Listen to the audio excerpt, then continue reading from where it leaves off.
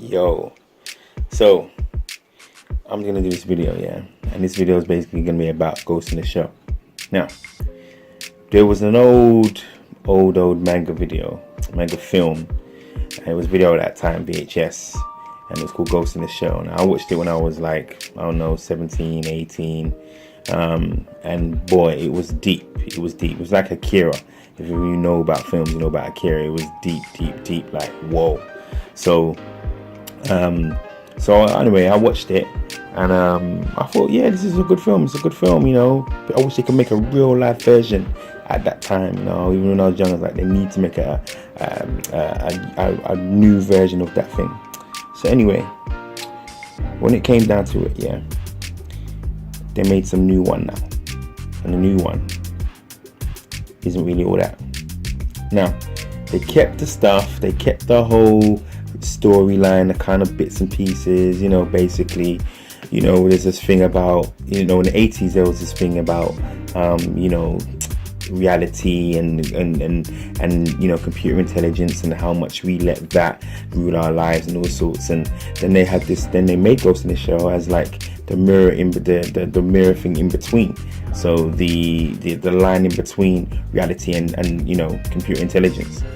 And so this lady, she gets killed in battle, and they bring her back. They put her half human and half robot, and they make sure she cybernetically connects to, like, well, we have the internet now, so she connects to the internet, and they can, you know, she can learn anything. It's better, it's like the Matrix really, but only she's man-made, so to speak. And so she's the hottest. They make her into the hottest crime fighter. They make her into the hottest, you know, the best, and you know, best crime fighter, best quick, fast, speed, strength, everything. She can't die. But a change goes through her, and she starts to her computer side starts to marry with the human side, and that's where she starts questioning how her existence became her existence, how she became to be, who's her father, who's her mother, you get what I'm saying? Now in the cartoon one, she's basically Japanese, yeah. In the real one, it's the lady. What's her name? Yeah, that lady. And the big uproar about, you know, racially, should they have just cast, you know, they call it Asian lady or Japanese lady or whatever. Personally, I think the only time it made sense for them to do that was when she, in this film, met her mum. That's when they should have basically made her Japanese, because they gave her a Japanese name, but she didn't look Japanese. So it's a bit like, you're trying to scam us a little bit, but only because I've seen the original did I even know that. Otherwise, I probably would have been like, yeah, it's cool, yeah, it's alright. So anyway, the film itself is good. It takes you through the motions. It does its thing. You know, there's lots of action. Her boss, the top boss, I can't remember his name, Japanese guy, old Japanese guy. You think he's going to be worthless, he's going to be rubbish. He's supposed to be the Dan Dada of things. So apparently, you know, the bad guys, the so-called bad people, try to ambush him and his car, and he gets out of his car and shoots and kills a lot of them. Kills them all, like, all got dead. Like, how do you even do that? You're like 85. But anyway, they're living in an existence where you can get you can upgrade your body. So if you lose your arm, it's fine, you can just get a robot arm. If you lose your eyes, in this case one of the guys, her friends, Ghost in the Shell's friends, he gets new eyeballs, and they can basically see through things and do all stuff. But what they didn't do, and what they did in the cartoon, was flesh out the characters. You didn't get a sense of who her friends were, what her team was about. She basically leads a team of, you know, cybernetic police force, yeah. But you don't really get a chance to really learn anything about the rest of them. You don't know why they're there. You don't know, you know, how they came to get their parts or anything like that. Only thing is, their friend, he got shot and basically lost his eyes. Something blew up and he, you know, smushed his eyes, and so he had to get new ones. But for everybody else, you don't know why they've got their computer parts. You don't know why they're, you know, they're supposed to be hotshots. You don't know why they're moving in the division. Takes you round and round the houses. They recreate scenes from the cartoon.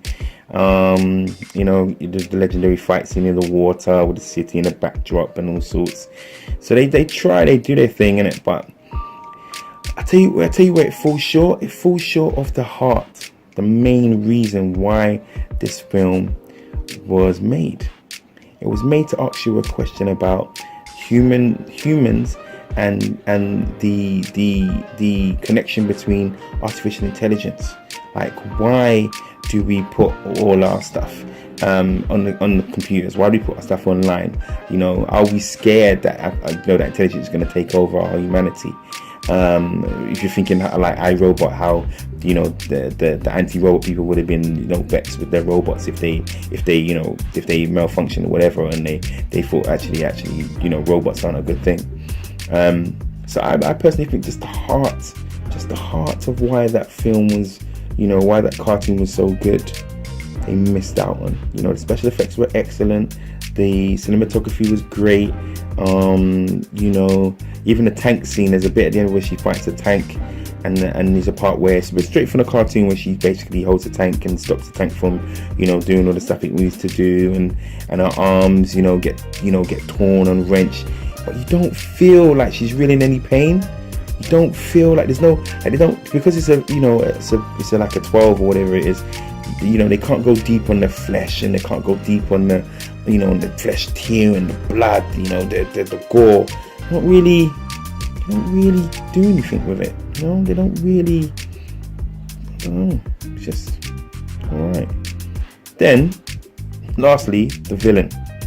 Now we have sort of like an anti-villain. So we've got like the villain of the main thing, the main boss, the main. Then we've got the guy who we think is the villain, but really he's basically trying to get through to the Ghost in the Shell lady. I can't remember her name, so don't ask me.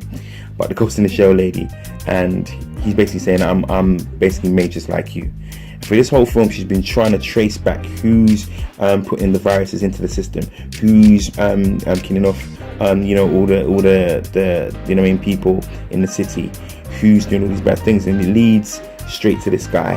But the guy basically says I'm just like you, and talks her around, and it's a bit sad when he dies, because that he kind of, I don't know, I just felt like they should have kept him alive. They should have just kept him alive. I don't know, that's spoilers. Quote me if I'm wrong. I think he died anyway. Yeah, should have died. In case you ain't seen it. Anyway, my final thoughts. Ghost in the Shell was a good popcorn film. For those of you who haven't seen the cartoon, it's great action, good special effects. My cons are just the fact that it wasn't really fleshed out. We don't get to see how she became a robot. We just see at the beginning where they may make it into a robot. You don't see the whole story, so it has a lot of questions left. Whether they might do a 2 and then you're gonna answer those questions, but I doubt it. That's my feelings anyway. I just think it just fell a little bit short with the real bit of the heart, but a good film nonetheless. I thought it was good. I'm not going to complain, because nowadays we get really panicky about our films, and I'm probably one of the people who start moaning when stuff isn't done quite right, but it's cool. So anyway, I want you to share, like and subscribe.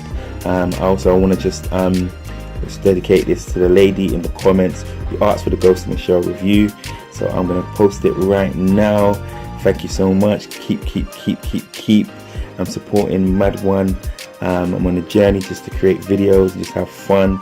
I'm going to do some more hopefully this week. I'll get some time from work, some busy going. And I'll also be doing some stuff about my band as well, Mad Heroes. Check out my channel, Mad Heroes Music. Got my band, they're really, really good. We're going to be forming in a few weeks. If you're in the UK, we're going to be forming in Wimbledon and down in Kilburn. So holla. Anyway, peace out. Have a great rest of the day or evening or whenever you're watching this. And just show some love. Peace.